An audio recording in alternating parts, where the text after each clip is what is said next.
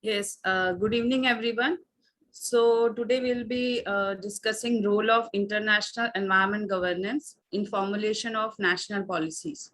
So today we'll be looking to the various environment governance and the various issues, various conferences, various agendas, which were a foundation of our national policies, which exist today in our country, and how they play a significant role in framing of our national policies and regulations, as well as guidelines, acts, rules.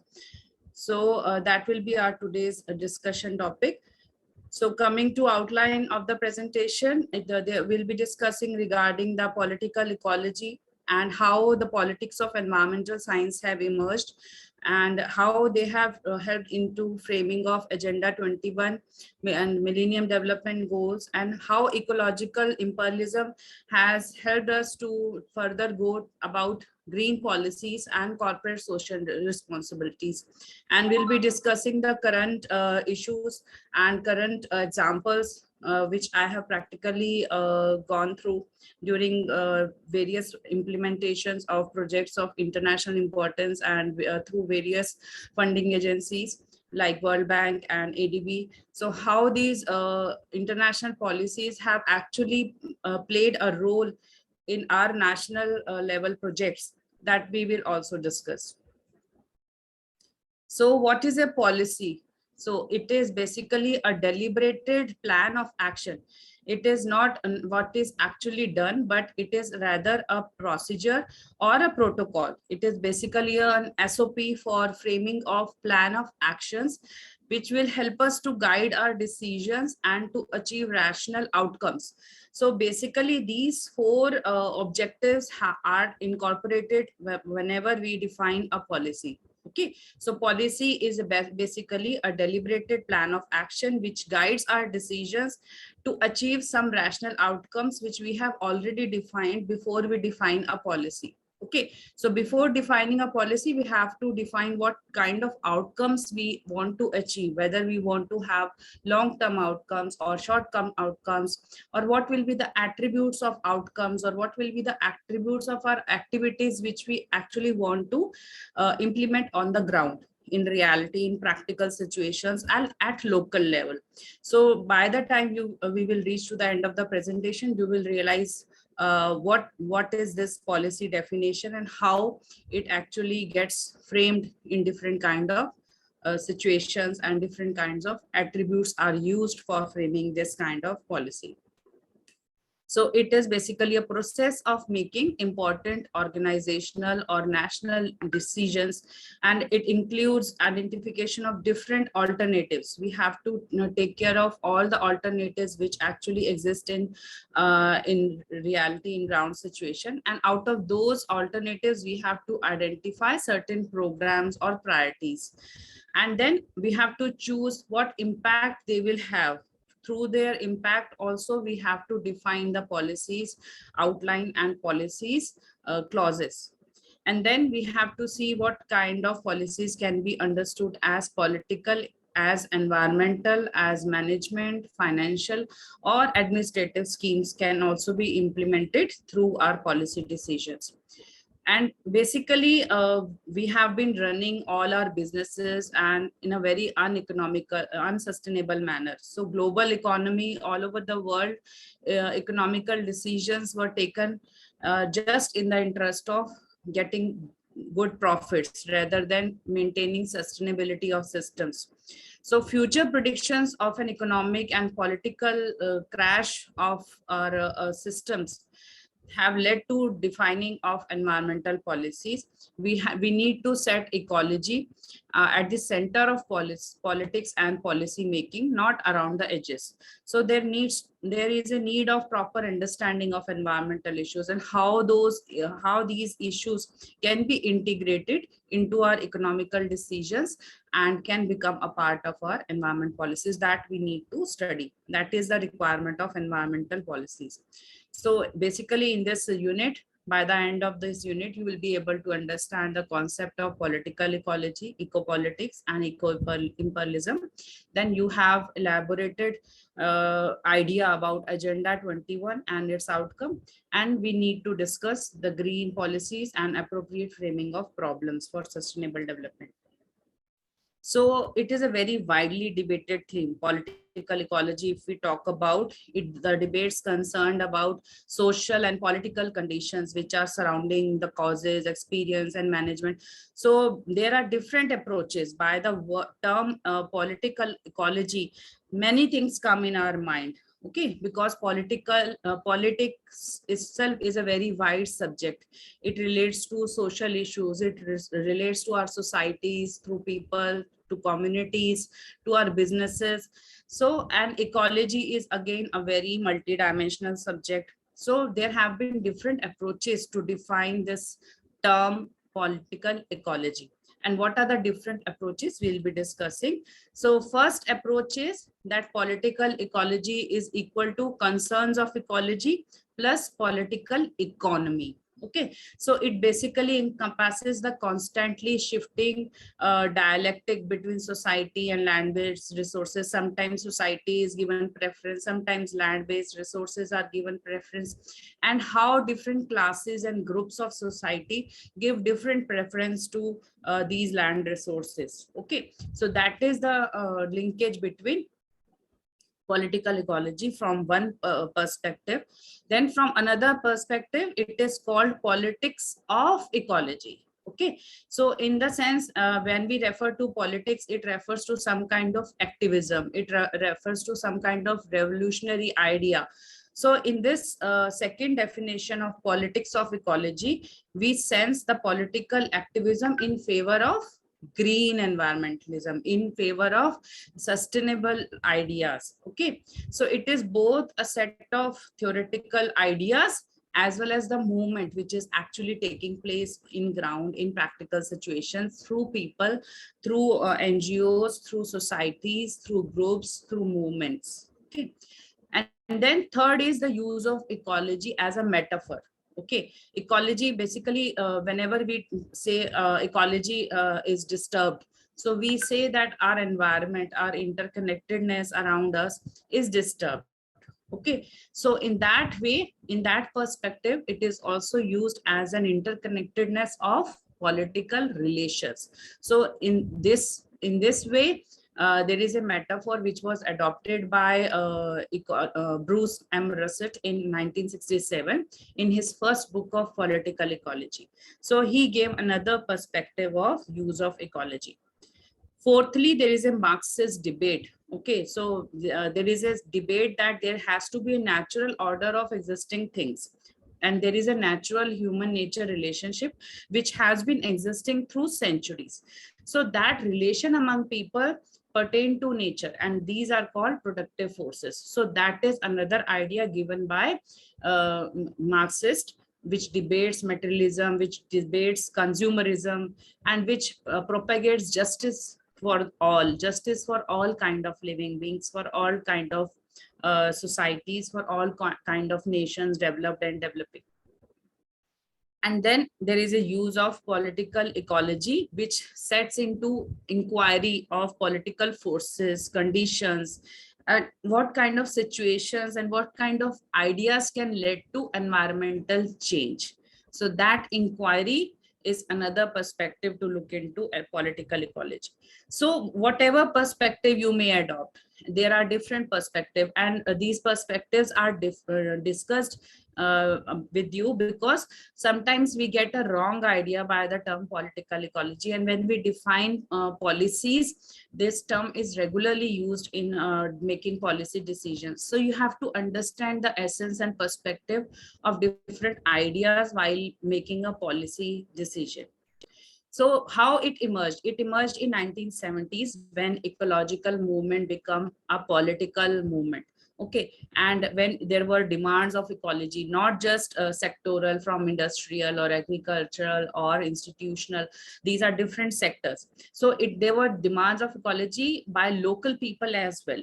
Okay, and there were various values were shared, and these ideas of political ecology were shared among different nations. And a publication came into picture, Limits to Growth, by the Club of Rome in 1972, which described how, if we are not going to take up issues related with sustainable development, if we are not going to conserve and protect our environment, how it is going to limit our economical and industrial growth as well in coming years, and how it will be a challenge for survival of human beings in future.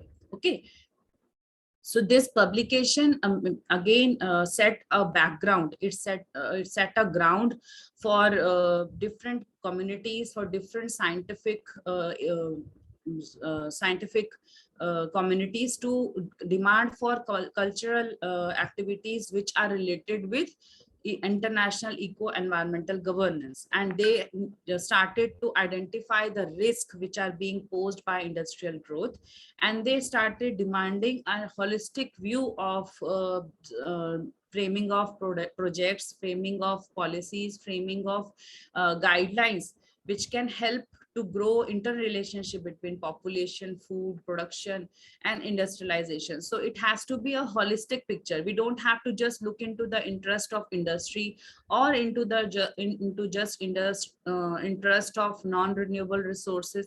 We have to take the holistic picture of every kind of resource. Okay, and again there has to be a special focus on waste and pollution for the to solve the critical problems of living beings as well as non-living beings, to ensure they should have a basic living condition for, say, for their survival. So that is good quality of air, water, and soil.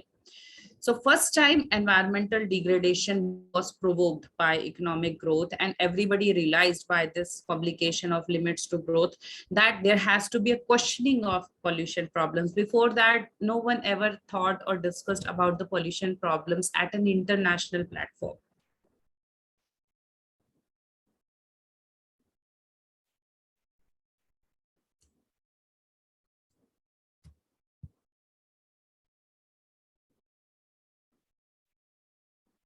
So these were all the ideas which emerged after emergence of international eco-environmental governance.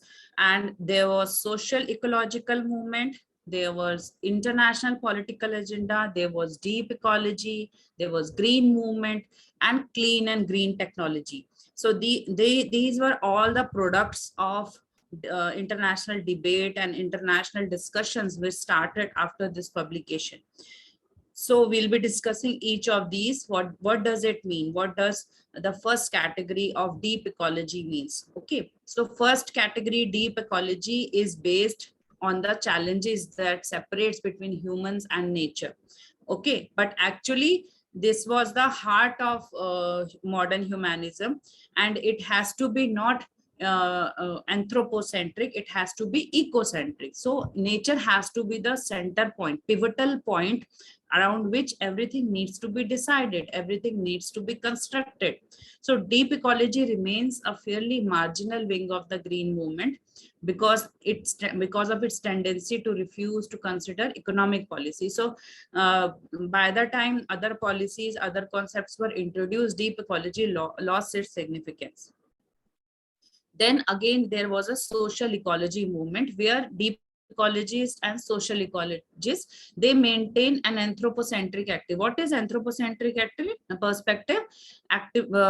This is basically a combination of three words: anthro, po, and centric. So anthro denotes the human beings and the communities and habitations, and po refers to the activities, and centric basically it refers to the human activities based perspective. Okay, so the concern for nature is understood as a concern for the environment of human beings. This was the idea of social ecology movement, and social ecologists also call it for a rethinking of the theoretical concept. So basically we need to rethink what makes development unsustainable at global level, whether it is a pattern of rich countries, whether it is a pattern, there is a pattern in developing countries. What are the different patterns of activities? What is the different patterns of industrialization in different nations, so that we can identify which is sustainable, which is unsustainable, and how to make it in a how to make it better situation through implementing environmental policies and through governance at international level. So we also had a technocratic tendency. Now, after this green movement and after this social ecology movement, what came into picture? Technocratic tendency. So all the philosophers of international eco-environmental governance, they started to think about a technocratic tendency, so that they can introduce technologies and they can compensate for the unsustainable practices which have happened so far.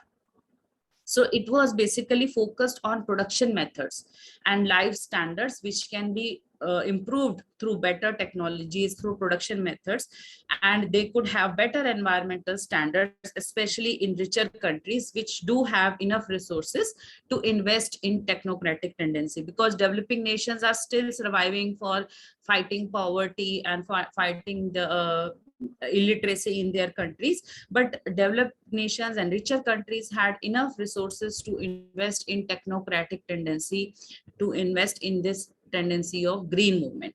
Okay, so then it diverted to green and clean technology. Okay, so technocratic tendency is a part of clean and green technology, where we can use economic and market instruments. There are many economic instruments. In last lecture also, we discussed how different kind of market-based instruments can be utilized to promote environment friendly technologies, to promote consciousness among the communities.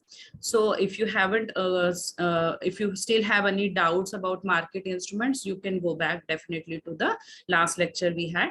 So again, in this we have to have a prevailing approach for both the biocentric as well as social ecology perspectives, so that it becomes a part of our mainstream environmentalism. Okay, so last is the international political agenda. So after this whole perspective started, it definitely ended to international political agenda, and everybody, all the international conferences and agreements, they made it environment was a significant agenda in all these environmental conferences at international level.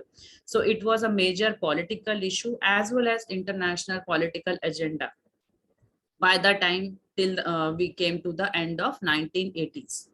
So after 1980s, then international climate also come into focus. So we are basically discussing how this environmental concept came into picture, how it was realized that it is a very significant issue, how things started happen at an international level. So basically, we are discussing the historical perspective of development of international eco-environmental governance.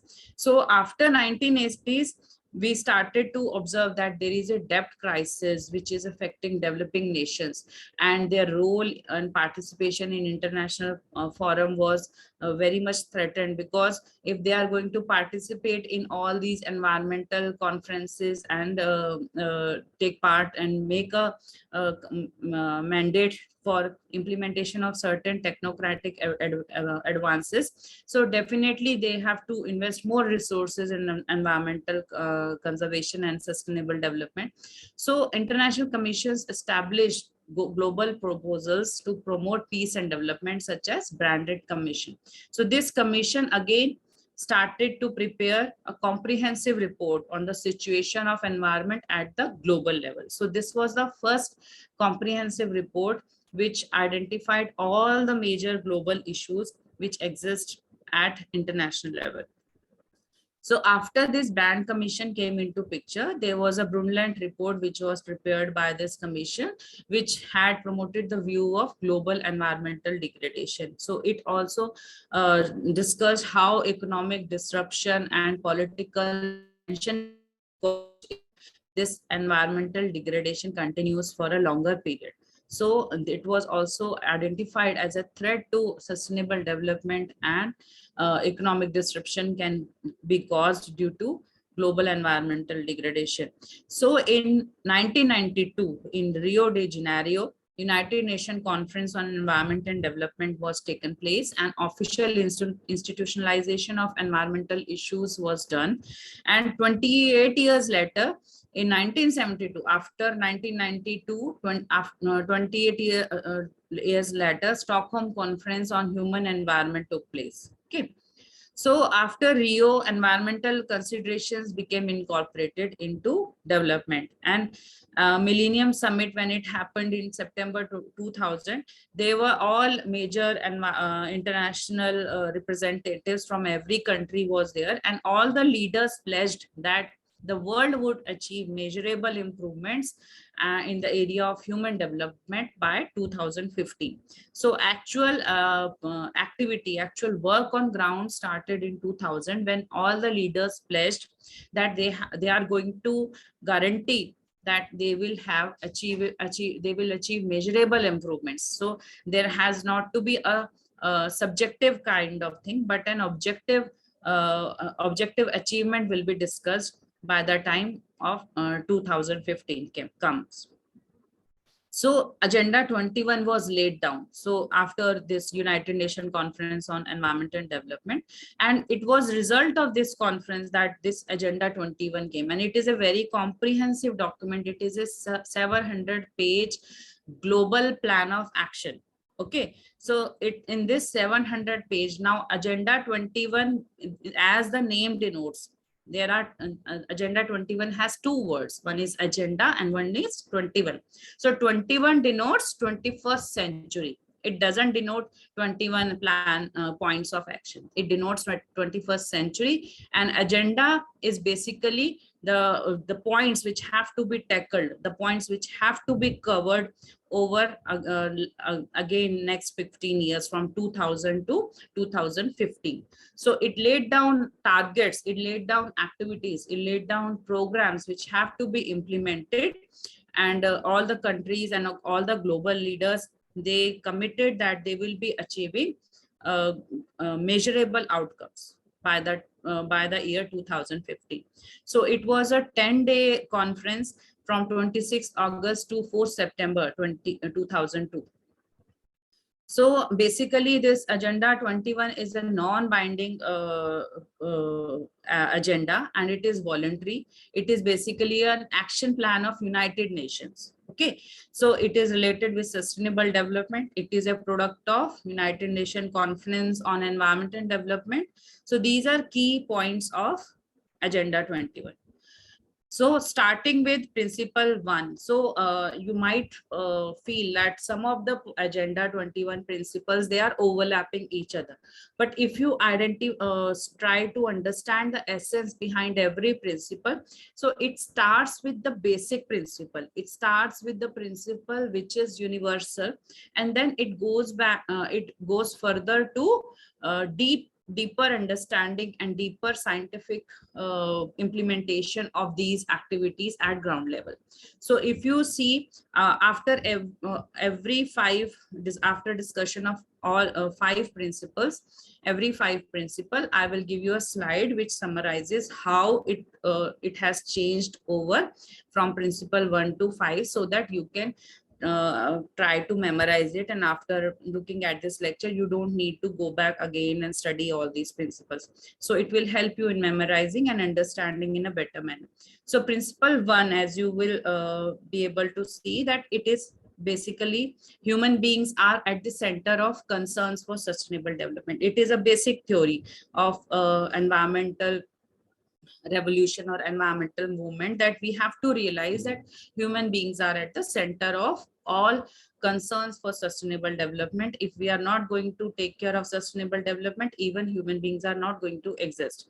So we are all entitled to a healthy and productive life in harmony with nature, and it is also written in our own constitution also. And if you see Article 25 of Indian Constitution, it is clearly given that we have a right to clean air, water. Okay, so basically these principles, how they have helped us in formulation and laying down of our own principles and policies at national levels, that we have to understand.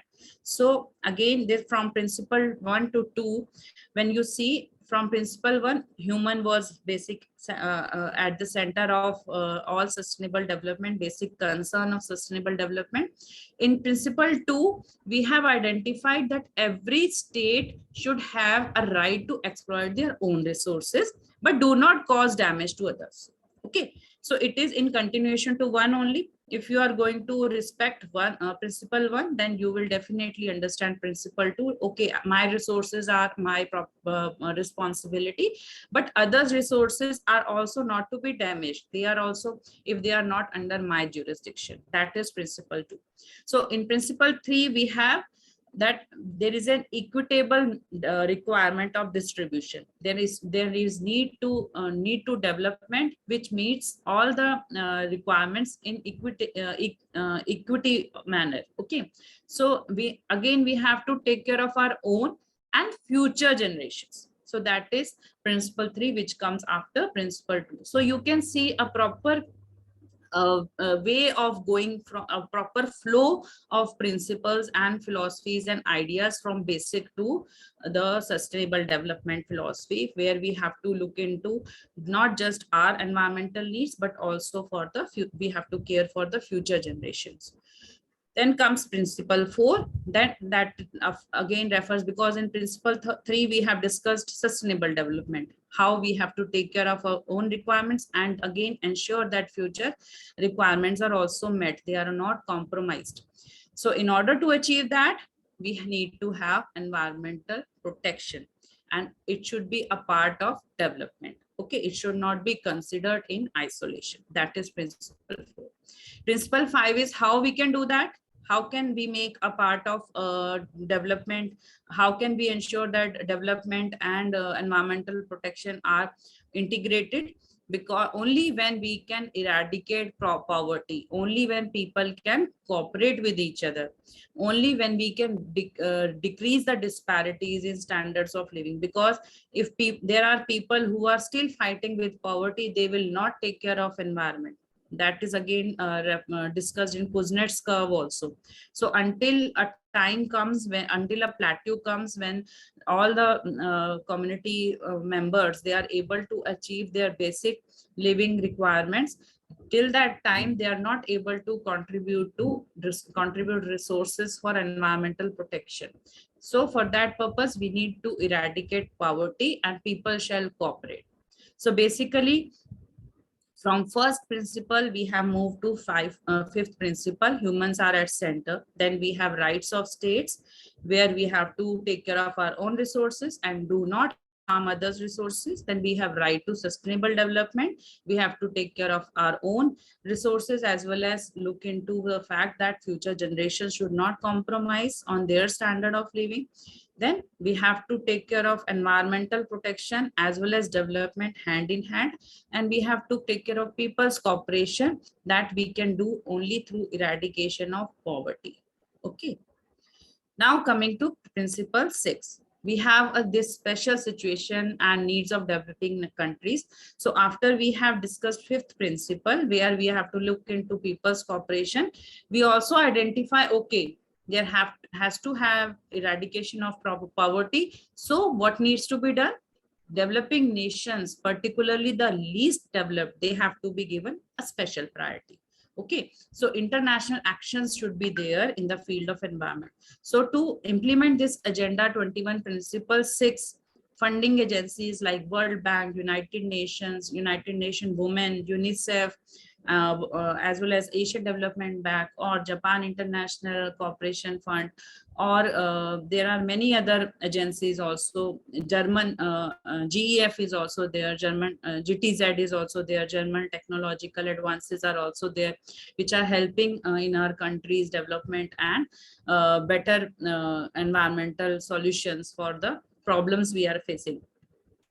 So all these principle 6 is being implemented in our country through many international fundings which we are receiving. Okay, so in every kind of international project, you will see, if you will work with them, you might have noticed that there are clear principles, clear philosophies how to identify a project. Before even they start and design a project, they will look into the initial environmental examination. They will look into what are the gender disparities, how we can ensure that these gender disparities are reduced at the end till the project completes itself, till the project becomes operational, and how we are not jeopardizing anybody's interest, be it indigenous people, be it marginalized people, or the people who are even encroaching the lands, they are also properly rehabilitated.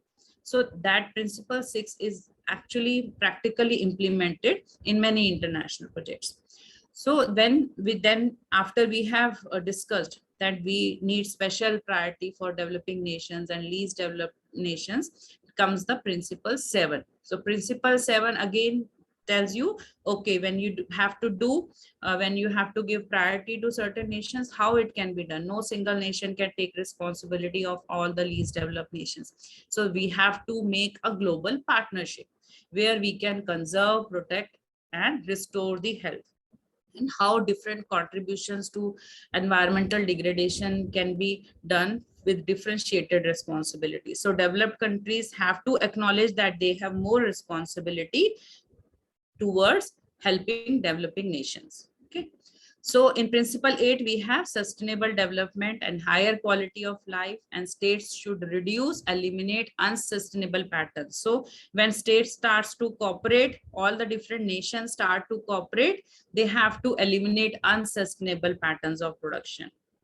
So when we have to eliminate unsustainable patterns, what will we do? We have to have better technology. We have to exchange scientific and technical knowledge.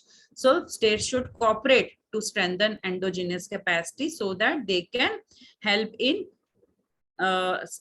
reducing and eliminating unsustainable patterns. So that is the idea of principle 9. So there is a proper flow of ideas, and how it takes a basic idea that human is a center for concern of sustainable development, and how it goes into deeper into the subject, deeper into the scientific expertise that is required, how it is technically advancing towards adoption of better technologies. Okay.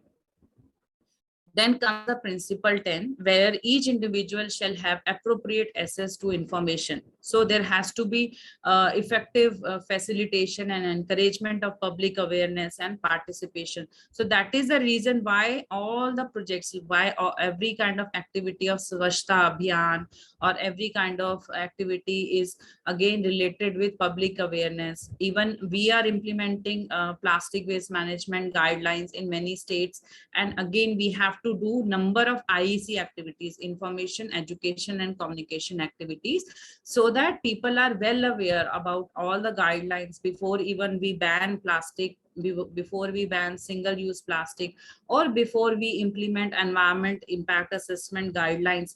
There should not be a major threat to implementation of these guidelines. That can happen only if public awareness is there.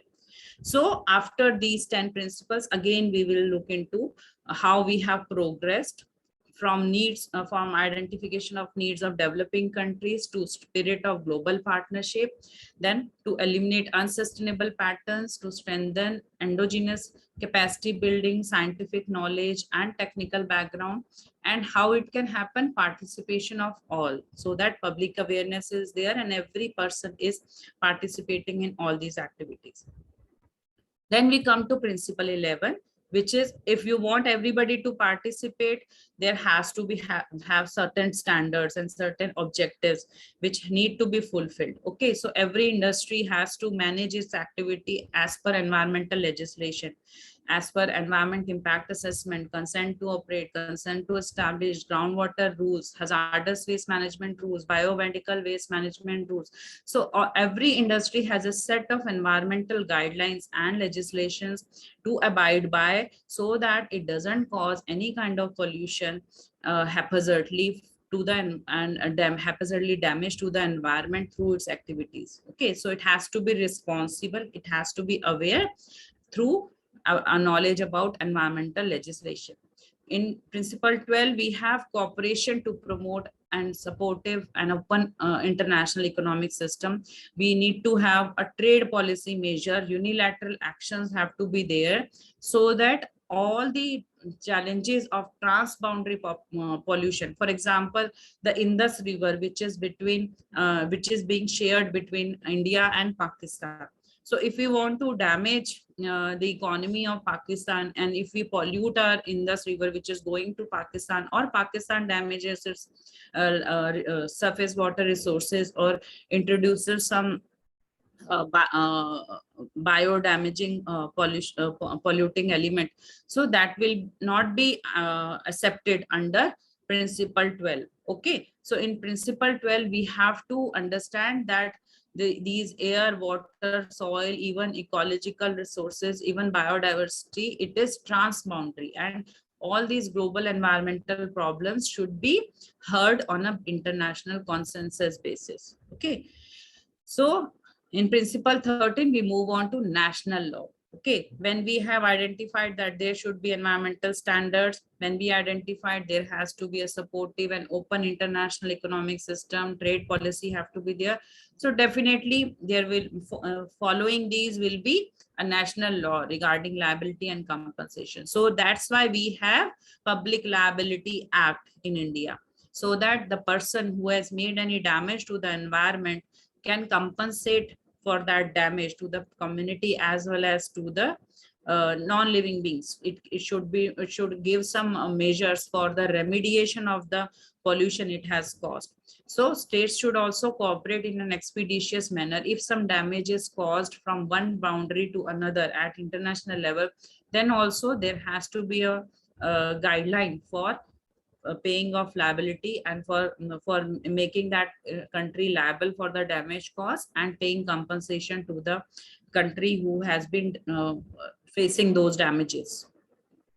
So again, there has to be effective cooperation to discourage or prevent the relocation of states' activities or substances. For example, if there is an industry, I want to establish a nuclear power plant, and I know it is very polluting and very toxic pollutants are released, very highly damaging radiations are released, and I would like to establish that plant in a country which is a developing nation, which is my neighboring nation, at a very low risk. Okay, but that is not possible under principle 14. Under principle 14, we cannot we have to discourage or prevent the relocation and transfer of any activities or substances which can cause severe environmental degradation. Okay, then comes the principle 15, which is based on precautionary approach. So before something happens, we need to have all scientific data.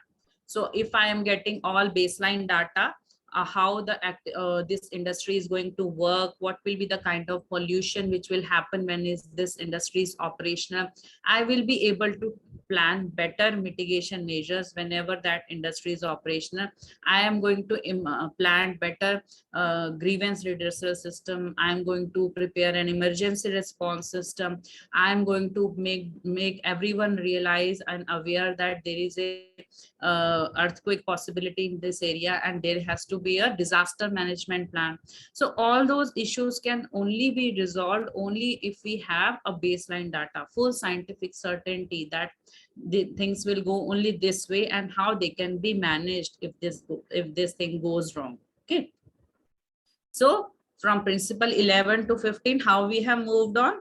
From effective environmental legislation, we need a cooperation to promote and support international economic system and implement trade laws, then national laws and regarding liability and compensation, then prevent the relocation of environment degrading activities, and precautionary approach to have a scientific data so that we can identify any problem before even it comes into picture. So coming to principle 16, we have national authorities which endeavor to promote the internalization. So what is this internalization? Last time we also discussed during the market instruments for various international environmental policies. that how there are certain externalities, certain external costs which have to be beared by the people, by the stakeholders who are not directly involved in any activities. For example, if there is a bottling plant, or if there is a cold drink industry in a village, okay, so the villagers are not aware about what kind of activities are going on, and they are not going to drink that final product or consume that final product. They are not even given much employment in that industry, so they are not directly dependent on that industry, and they are not directly consuming any product of that industry. But if the groundwater goes down in that area, and due to the effluent discharge, the groundwater is polluted, surface water is polluted, or the emissions from the stack, they pollute the air of that adjoining village, what will happen? They will become there are externalities to these people. Okay, so these external effects which impact the stakeholders which are not directly involved in the project activities, these are called externalities. So how we are going to internalize that environment cost? If I am going to be liable for the health of those people, if there is a rule that if I damage their health, I'll have to pay for that damage. I will have to give compensation to these people. I will have to give medical treatment to these people. So definitely I will be ready to invest in control of that pollution. So that way we have internalized the environment cost. Okay. So, but if there is no guideline to pay to these people, to compensate for their health, to give them medical treatment if we damage their health, then no industry will take care of it, because they are not going to pay anything for it. But if they know that this cost has to be borne by my project proponent, they will definitely be willing to invest in avoiding that situation in the first hand. That is the role of environmental guidelines and policies. That is the role of internalization of environmental cost. So principle 17, very important. Our environment impact assessment is not just because some industry is asking, because industry is least interested in doing environmental impact assessment. It is an additional burden on them. It is an additional task for them. But in the long term, it definitely helps that industry in ensuring that its activities keep on running. It is not closed down, or it is not burdened by the liability to be paid to the people or for the damages it causes to the environment. So if we completely understand the essence, then definitely environment impact assessment is a national instrument which needs to be undertaken for proposed activities. That's why it has formed a part of our environment impact assessment notification 1996. Again, it was revised in 2006, and again latest amendments keep on being added to this. So it is basically subject to a decision of competent national authority. So before 2006, there was only a central authority, Ministry of Environment Forest, used to take up all the cases related with environment impact assessment. After that, state level bodies were formed, state level environment impact assessment authorities were formed, SEIAA, and state environment assessment committees were formed, that is SEEK. So first SEEK overhears your case, you have to give a presentation to a 12-member committee. Then after that, authority takes up the case, where it is a 3 to 4 member body, and it takes up the final call for giving you environmental clearance. Okay, so basically the idea is this principle 17 also governs our national law of environment impact assessment. Okay, again moving to principle 18, where we have to immediately notify other states of for any natural disasters or emergency that are likely to be caused. So if there is going to be a tornado, or if it is there is going to be a hurricane from international borders, we have to be notified by other states. That is again governed by principle 18.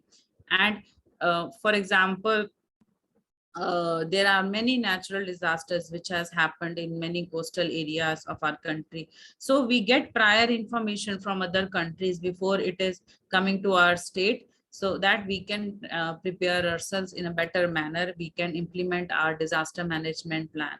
Okay.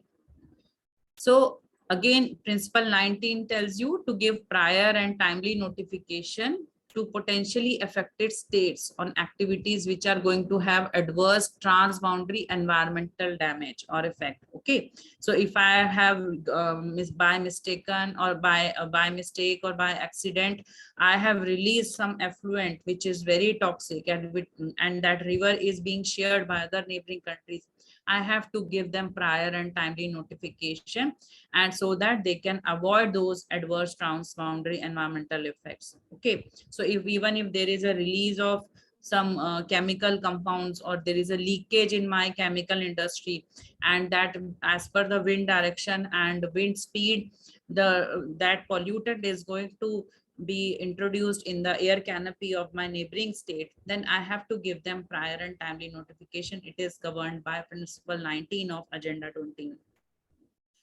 Then in Principle 20, we are hearing a lot about women, means empowerment and gender mainstreaming in these days. And even at central level and at state level, many governments have introduced gender budget, which asks them what is the budget allocation for the activities which are introduced in your department.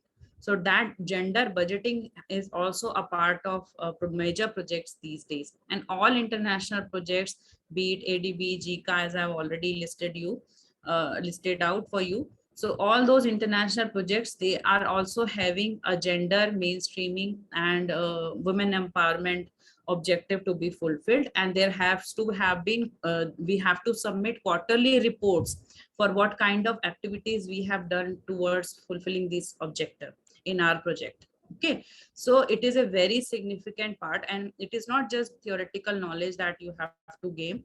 You have to also identify what are the concerns, why we are looking into women concerns these days. It is not because we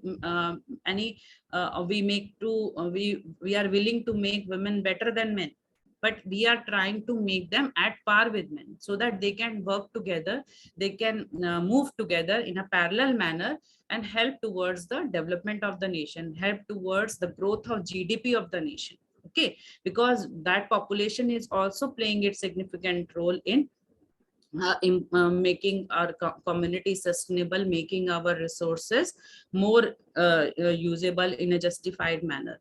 Okay, so that's why women have a very vital role. And again, all our national policies related with women empowerment and gender mainstreaming, they are also a part of Principle 20 of Agenda 20. So again, summarizing principles from 16 to 20, we have internalization of environmental cost, we have environment impact assessment as national instrument, we have immediate notification of natural disasters, then we have prior and timely notification to affected states that is required, and we have women as a pivotal role in environmental management. So again, coming to Principle 21, we need to upgrade the utilization of young power in our country. Okay, so that is also a part of Principle 21. We have to forge a global partnership which can utilize creativity, ideas, and courage of the youth. Okay, so all that skill councils which have been formed by Pradhan Mantri Kaushal Vikas Yojana, all the youth which we are being giving training, and which are being trained for different kind of skills in the market, for adopting different kind of occupations in our economy. So that is also a part of Agenda 21, Principle 21. Then coming to the people who are marginalized, who are indigenous people, who are local communities, which have knowledge and traditional practices. So that communities also need to be incorporated whenever our project activities are there in some location where certain communities are there belonging to indigenous people. So that is also under principle 22. Then principle 23, the environment and natural resources of people under oppression, domination and occupation shall also be protected. So you can just see how the things have moved, how the principles have moved from human as a center of all concern for sustainable development. And then you have looked into aspects which are governing to states, to international borders, to scientific knowledge, and how we are involving every part of the community. We are involving women also, we are involving youth also, we are involving general community also through awareness. Again, in principle 24, warfare, which is very important issue. So warfare is inherently destruction of all sustainable resources. So we have to see, whenever we have any kind of warfare like situation, we have to respect international laws which involve protection of the environment. So these agenda 21 principles, they ensure that all countries behave responsibly for the environment even during a wartime. Okay, so then comes the principle 25, which is peace, development and environment protection are all interdependent and all indivisible. They cannot exist in independence. All three are dependent on each other. If development has to be there, it cannot happen without a peaceful situation, without environment protection. If environment protection has to be there, development has to be taken care of, and it has to be there under peaceful situation. So if everybody, if I'm introducing a ban for some environmental damaging good, then people are making riots and they are going for war-like situation, they are destroying resources and development is stopped, then also environment cannot be protected. Okay, so all these three go hand in hand. So summarizing 21 to 25, it's creativity, ideals and youth of the courage, courage of the youth has to be taken under principle 21. Then indigenous people and their communities rights to be taken care of under principle 22. Then environment and natural resources of people under oppression under principle 23. Then principle 24 respects international law providing protection for the environment under warlike situations, and principle 25 tells you that peace, development and environment protection go hand in hand. Coming to last two principles, 26 and 27, all states should resolve all their environmental disputes peacefully and in accordance to Charter of the United Nations. So it is very important, because otherwise every country will be fighting with another country without any rule, without any guideline, without any international body over their head. And what are the different guidelines which have to be taken care of while making a person responsible for the acts they have done for environmental destruction. Then principle 27 tells you that we should cooperate. Last principle, but it is very important, last but not the least, there has to be a spirit of partnership for the international law development, for sustainable development. So there is again a local agenda. This is an international agenda, but again, because all kind of agenda, they starts from top to bottom approach and from bottom to a top approach. Both approaches are equally important. Otherwise, no agenda can be fulfilled. So for that purpose, agenda 21 is again having a part of local agenda 21, where local sustainable development has to be promoted and local authorities have to take care of the programs in a participatory long-term and strategy planning should be done for these programs, so that they can ensure all the sustainable targets which need to be achieved. Again, in local agenda 21, we have processes which aim at involving all the stakeholders. Okay, so the practical example is and so these are all the steps we have to encourage the process, organize the running, train and rally teams, increase partners, citizens, make an action plan, apply the action plan. A practical example is today itself, which we are we are having on 17th September. There is a league started from India versus Garbage League. Okay, so the name of the league is Indian Swachhta League. So if you have seen that this advertisement, you must have registered for this. And when you register for this, you get your local action team's name, address, and how you can participate at the local level with that team to achieve your Indian Swachhta mission. Okay, so India versus garbage, this is the theme of the this league. And we have to if you want to join this fight for garbage free cities at the local level. So this is the example I'm showing to you how these agenda 21 activities, or local agenda 21 activity to be very specific, is being implemented in our country as well. So if you identify all these issues, all these theoretical concepts which we are talking about, they are practically being implemented, and how they are being implemented, that is clear to you now.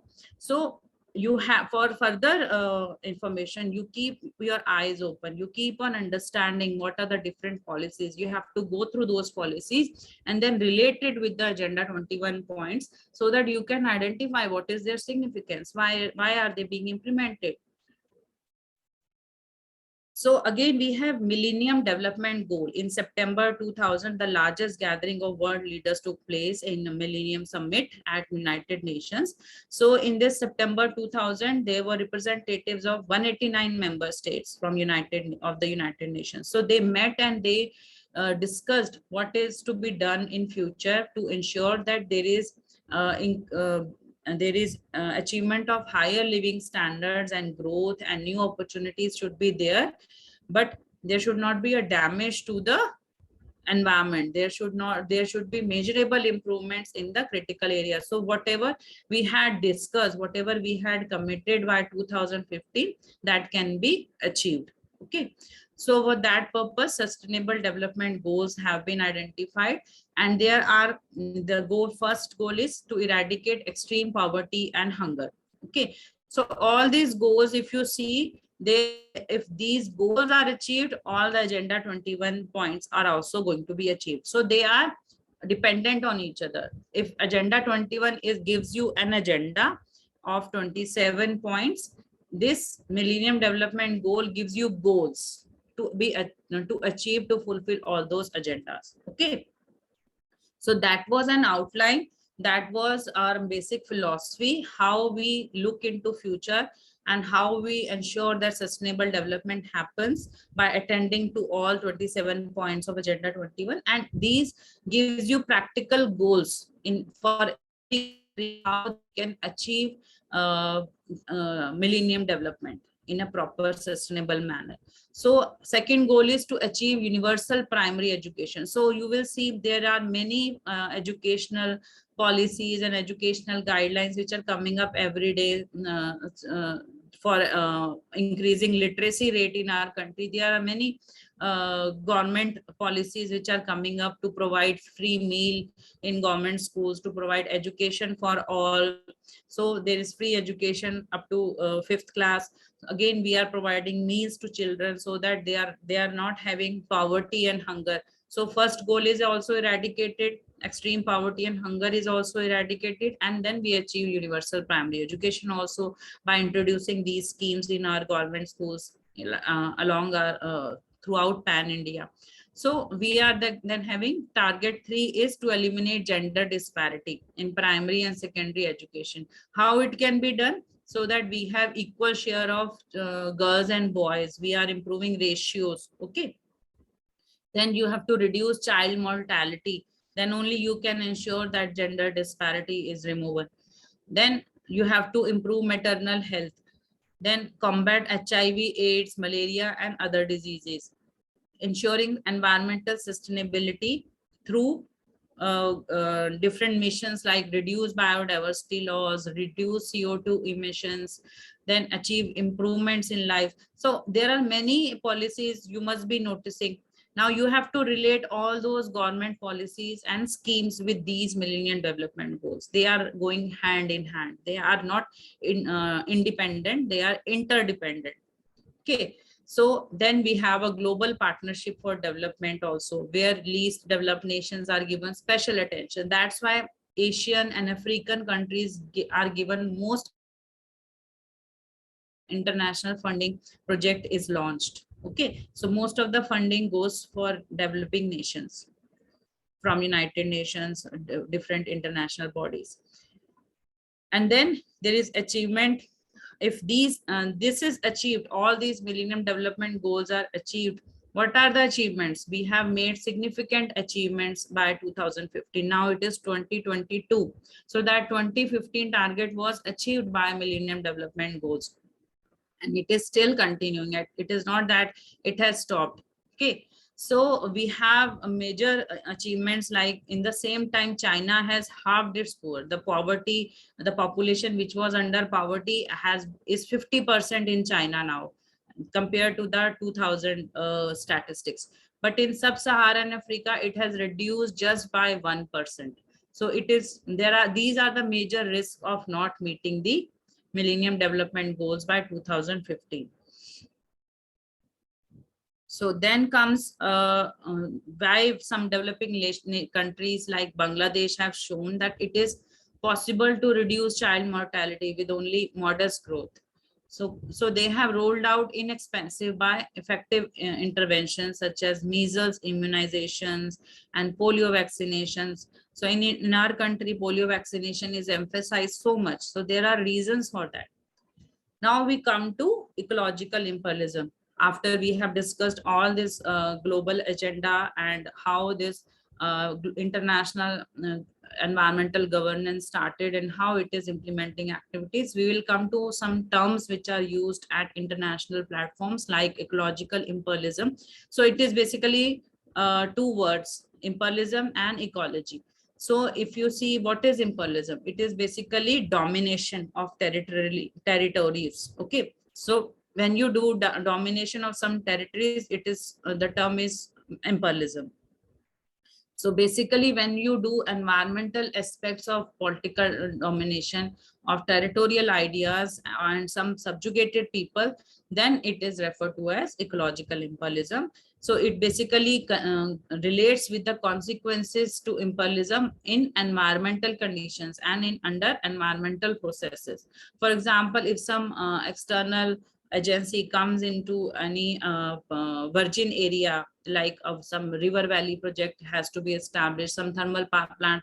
So under in that river valley area, some outside agency comes in and tells the local people, okay, you, this area, this land has to be sold to us for this project purpose, and you will not be given any compensation. So that cannot happen. That could have happened under ecological imperialism, but in sustainable development, as per agenda 21 points, it cannot happen in present scenario. Okay, so the term has been applied to the environmental dimension of economic and political domination of poorer countries by global superpowers, so that some developed nation cannot impose any condition of compromising for its natural resources for development of the developed nations. Okay, so any developed nation cannot just establish its industry and compromise on the living conditions of the people living in that developing country. So there are international rules which stop ecological imperialism these days. So we cannot even geographically introduce non-native organisms. Okay, so there are some species which were introduced earlier, to 20-25 years back. Lantana camara is one of them, and many other plant species and animal species have been accidentally introduced, or the geographically they have been relocated as a non-native organisms in our country. So they can act as a pathogen and they can harm the crops, livestock. Even the transfer of toxic materials, nuclear contaminants or other hazardous material like oil spills and waste oils, they cannot be transferred to developing nations under the theory of ecological imperialism. So there has to be an ecological interaction of the introduced organisms and materials. So whenever such kind of non-native organisms or hazardous materials are introduced, they cause damage, they cause environmental degradation in that area because of the interaction of introduced animals or introduced hazardous substances with the local ecology of that area. So in this concept, this is the use of this idea is used by persons and groups to resist the rule of any large empire. Okay. Again, we have green policies. Any kind of product that you look into, look in to some MNC is launching a new product, they introduce it as a green product. Okay. Even the real estate developers, they also introduce the most greenest society that you can look into. So this is again a marketing strategy these days. So you have to identify whether they are really adopting green practices or it is just a strategy to sell their product. So green is a very popular term for political ecology these days, and ecology is the study of the way of organisms and their environments. So when you combine this political ecology with the business, with harmonizing a relationship between human species and rest of the economical world, then you see that green policy is a written statement. Every industry is again required these days under ISO 14000 also, which is a voluntary standard. If any industry adopts ISO 14000, so the first step of ISO 14000 is to formulate and lay down your environment policy, your green policy. Okay, what will you do, what kind of activities your industry propagates, how much target is there to reduce your pollution. So green policies are also known as environmental policy or sustainability policy. That is what I'm telling you. So it will comprise an action plan. Okay, there has to be few actions and activities. It's just not mention of few ideas or theories. Okay, we respect environment, we respect water, we respect air. No, it has to give action plan for measurable objectives. How much pollution will you reduce? If you are emitting 120 milligram per meter cube, how much reduction will happen after 5 years or 2 years down the line? And how much stakeholders are going to be positively affected, how much people you are going to educate, how much activities under corporate sustainability response, CSR, corporate social responsibility you are going to implement, how many women groups are going to be helped out, how many self-help groups are going to be formed.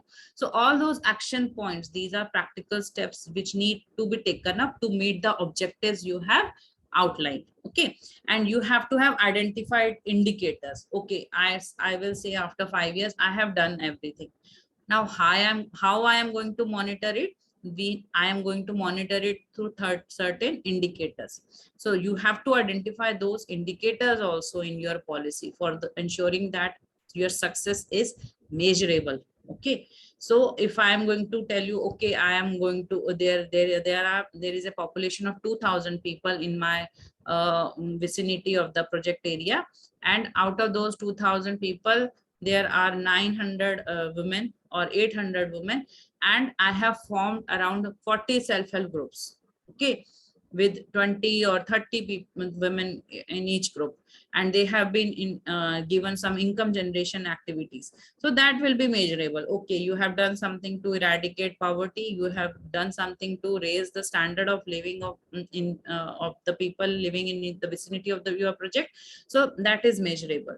Okay, then how to for us if you have to lay down a green policy, it's a very when you look into the definition, when you look into the steps, it might sound easy, but actually it is a very difficult process. You have to review existing policies. What are my activities? How I am going to audit the present environmental impact? What needs to be determined? What improvements are to be there? Whether policy problem can be a sub issue or it can be a main issue. So there has to be a developing a policy framework. So it is not just for industry, it is for a nation also, it is for a state also. States also develop environmental policy.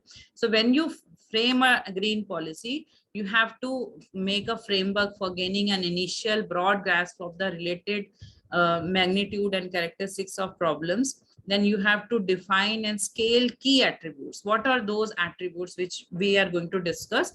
Whenever you are identifying the key problems, there has to be a certain indicator, certain attributes, how you can define that problem. Okay, for example, if I say air quality is bad, what is the attribute? What is the spatial dimension of that air which is bad? What is the visibility? Is it long term or is it short term?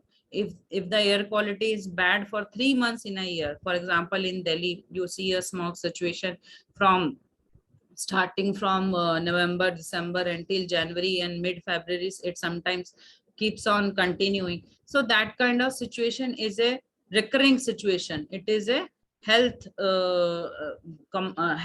threatening situation. Okay, so these are the examples which I am giving you, and further we'll discuss how these attributes are identified.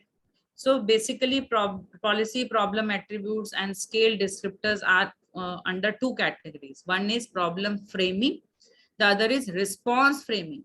Okay, so problem framing, as the name denotes, you have to define your problem. Okay, where it exists, how it exists, how long it will exist, what is the criteria for defining whether it is a problem or it is not a problem, then what can be the response to that problem, that is under response framing attribute. So they are quite different from each other, and you will be able to understand them better through these attribute classification. So under problem framing attributes, we have 6 type of attributes. We have spatial scale, how much area is being covered through that problem, what is the magnitude level. Okay, so what is severe, not so severe, very low level is there. Then temporal, for how much time it stays, for days, for months, for years, for hours. Then whether it is reversible, whether it has happened and it will never be in this original condition, whether it is measurable by factors or it is not measurable. So if it is a point source pollution, it is measurable. If it is an area source, it is measurable. But it is a fugitive source, it will not be measurable. Then what is the degree of complexity? How much connectivity, how much complexity is there, how it is interrelated with different kind of problems in the environment.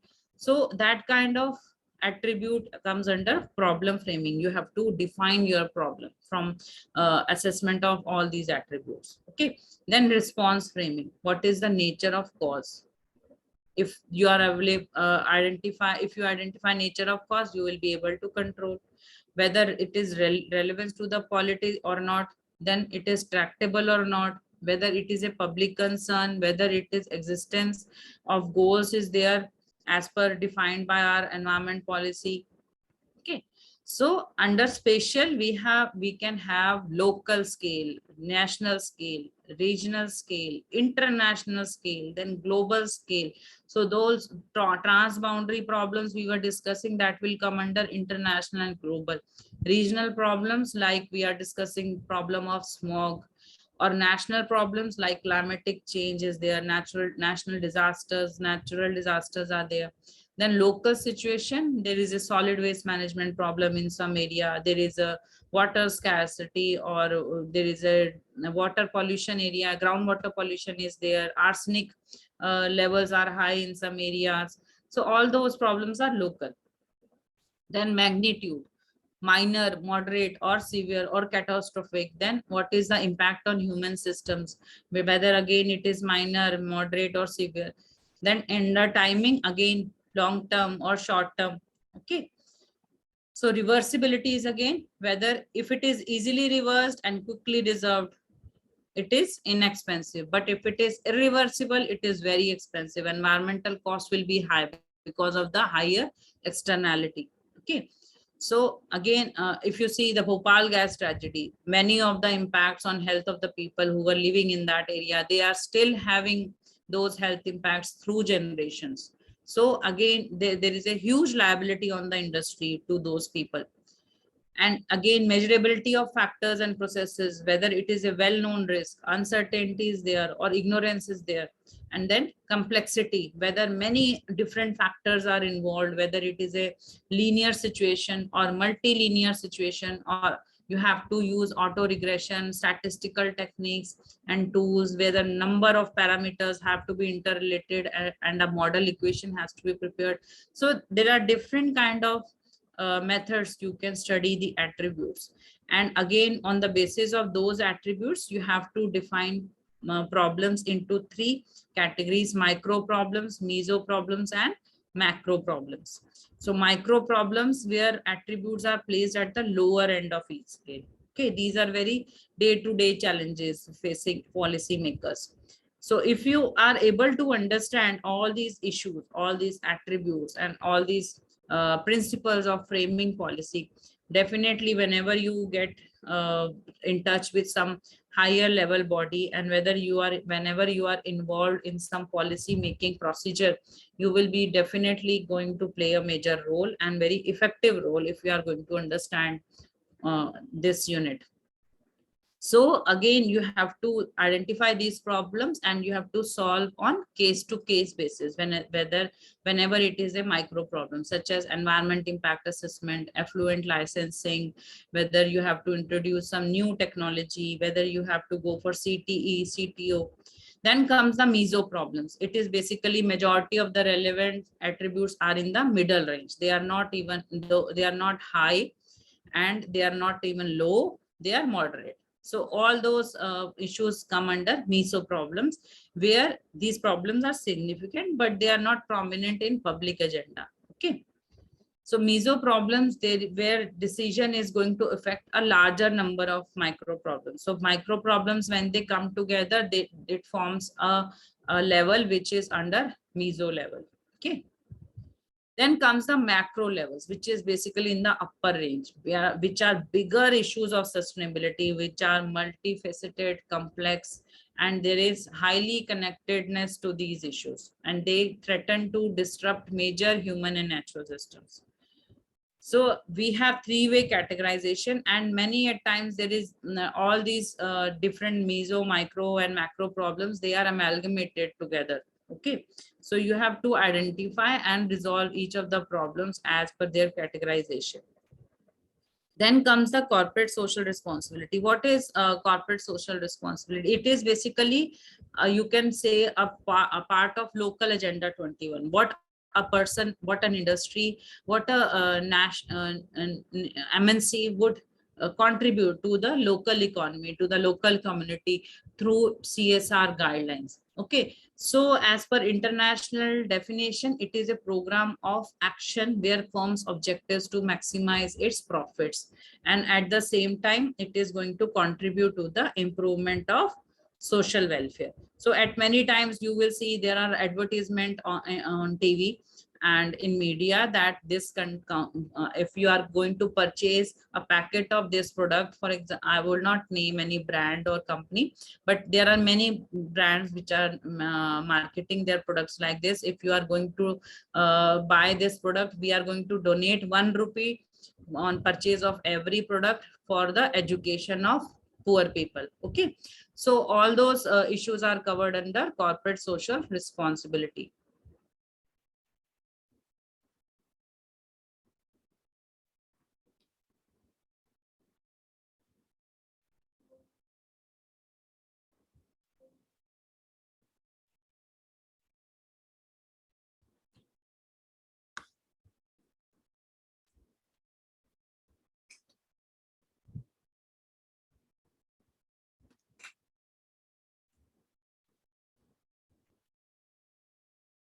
So then comes the environmental responsibility, which is implied as a part of social responsibility. So even in the word environment, it is not included in the CSR acronym. So basically, CSR can be defined as a voluntary commitment of a firm.